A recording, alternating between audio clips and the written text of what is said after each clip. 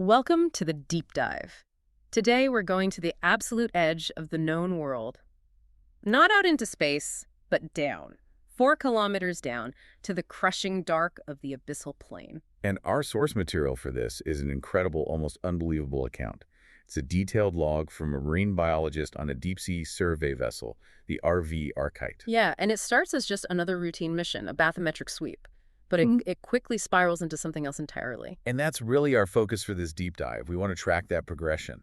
How a simple, almost boring geological anomaly becomes, piece by piece, undeniable proof of something. Well, something non-biological, sentient, and deeply hostile. It's all about pattern recognition. Exactly. And the psychological cost of recognizing a pattern that shouldn't exist. So let's set the scene. You have to picture the Arkite.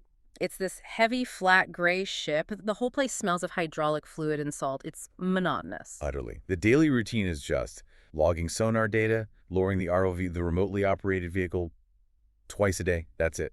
And the crew is bored, so they have this little unofficial contest going. Right. Find something worth naming. It's that classic explorer's impulse. But that impulse, that curiosity, it leads them somewhere they were never meant to go. It starts with the sonar tech, Sam. He's just watching the readings scroll by, and he spots something. Not a glitch, not sensor noise. It's a pattern. A deeply unnatural pattern. These clusters of precise depressions in the seafloor. And they're hexagonal. Each one is about 3 meters across, and they repeat with this eerie regularity for miles. So, okay, the scientific mind immediately tries to explain this away. Right? Yeah. The first thought is it's a sensor misfire. They check the equipment. Everything's fine. So what's next? Polygonal cracking. It's a natural geological process. Can you just unpack that for us? What is that? Sure. It's a desiccation feature. Think of mudflats drying out in the sun and cracking into those geometric shapes. The geometry fits, But the location doesn't. Not even close. You're 4,000 meters down. The pressure is immense. It's near freezing. There are no conditions for sediment to dry out. So that theory is dead on arrival. Which means the pattern wasn't created by a natural process. It was applied. It was built. So they have to look. They send the ROV down to 4,127 meters. And what they see on camera is even worse than the sonar suggested. The formations are perfect. These hexagonal trenches are cut with, and this is a quote from the log, surgical sharpness. Yeah, no erosion, no soft edges, just clean, sharp lines. And between the trenches, there are these spires, thin, needle-like, about 1 meter high. And then they analyze the material itself. And this is where the dread really starts to set in. The spectral analysis comes back all wrong. It's got low reflectivity. The density doesn't match local basalt. And the big one. The big one. It has 0 magnetic signature. So it's not rock. It's not any kind of rock they can identify. The log reluctantly concludes it has to be synthetic, fabricated. 4 kilometers down. And there's one more thing. A tiny detail. The conductivity probe is picking up faint but steady electromagnetic readings. So it's not just sitting there, it's active. It's running on a very, very low hum. Right. And from that moment, the entire atmosphere on the ship just... Yeah. It changes. You can feel it in the logs. The meals get quiet. The crew gets jumpy. People start reporting these rhythmic tapping sounds against the hull at night. Unconfirmed, of course. Yeah. But it adds to this growing collective sense of being watched. And that's the thing. They were being watched. The shift from strange structure to active surveillance happens the next morning with Mara, the ROV pilot. She's just overlaying mapping data, and she notices a specific cluster of 6 hexagons. They're spaced differently from the others. And she gets this, I guess you'd call it a paranoid idea. A brilliant, terrifying idea. She takes the ship's internal manifest, the diagram of the Arkite's layout, and overlays it onto the sonar map of the seafloor. And it's not a perfect one-to-one copy. No, and that's what makes it so much worse. It's logical. The largest clusters of hexagons on the seafloor, they roughly match the ship's most active areas. The galley, the rec room. Exactly. And the smaller pits line up with the forward cabins, where people sleep. So this thing, whatever it is, it's not just seeing the outside of the ship. It's somehow mapping the inside. It's tracking their movements. It's building a blueprint of their home on the ocean floor. It's moved from construction to active intelligence gathering. But the absolute proof comes after the next mapping run. A new structure appears overnight. And this one isn't geometric. The log describes it as irregular, almost, anatomical. They send the ROV down again and they find it. etched into the silt, there's this deep, perfect spiral. And Mara, her hand's probably shaking at this point, she pulls up the Arkite's own navigation plot from the last 72 hours. And it's a perfect match. Perfect. Down to the minor course corrections. Information that never left the ship. It was never transmitted. It was listening or reading them somehow.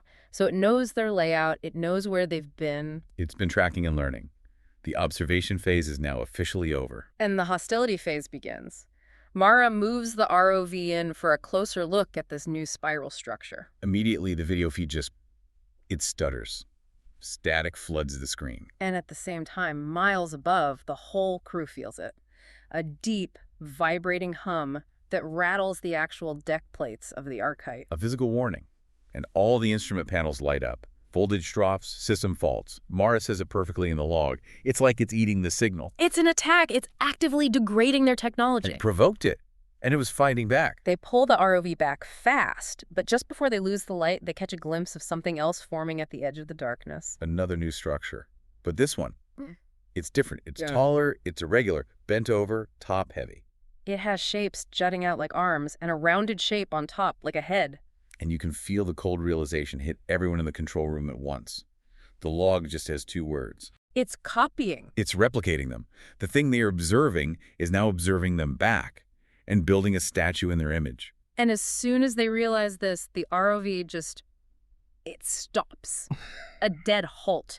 The tether tension spikes into the red. Something has it. On the rear camera, they see these thick, fibrous strands wrapped around the vehicle. They look organic, like kelp, but they're flexing, gripping, and they merge seamlessly into the black synthetic structures. It's the ultimate horror, right? A non-biological machine that can deploy organic-looking mimicry. So the ROV is trapped. It's their eyes and ears down there, and it's caught. They have no choice. They have to deploy their last resort. The 2-person submersible, the Seeker. And Ben, the junior pilot, he volunteers. He's the only one qualified, and he says he'll go down and free the ROV. The risk is it's off the charts. They know the thing is hostile now. They know it can interfere with their tech. But they go. Ben gets in, and they watch his telemetry, that little green line, just descend into blackness. When he gets to the bottom, his voice comes over the comms, and it's shaky.